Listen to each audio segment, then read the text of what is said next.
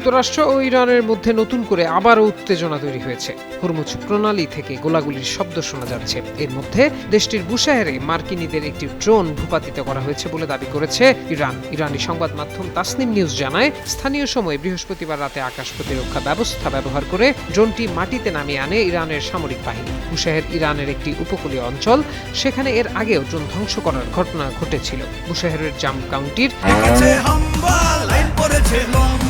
কি হয়েছে? Minister fridge কিনে হাম্বা জিতেছে। মিনিস্টার ফ্রিজ কিনুন, হাম্বা জিতুন, আরো আছে আকর্ষণীয় উপহার। গভর্নর মাসুদ তাঙ্গেস্তানি আধা সরকারি বার্তা সংস্থা তাসনিম নিউজকে বলেছেন, আজ রাতে যে ঘটনাটি ঘটেছে তা শত্রুদের একটি আকাশযান ধ্বংস করার সাথে সম্পৃক্ত ছিল। শহর এখন স্বাভাবিক পরিস্থিতিতে আছে। এর আগে ইরানের দক্ষিণাঞ্চলীয় অঞ্চল থেকে মিসাইল ছুড়েছিল ইরানের সামরিক বাহিনী। তাসনিম নিউজ জানিয়েছিল, নির্দিষ্ট লক্ষ্যবস্তুকে টার্গেট করে মিসাইল ছোড়া হয়েছে। প্রতিবেদনে আরও বলা হয়েছে, হরমুজ প্রণালী থেকে গোলাগুলির শব্দ শোনা যাচ্ছে। হরমুজে থাকা জাহাজকে সতর্কতা দিতে এসব গুলি ছোড়া হয়েছে বলে উল্লেখ করেছে তারা।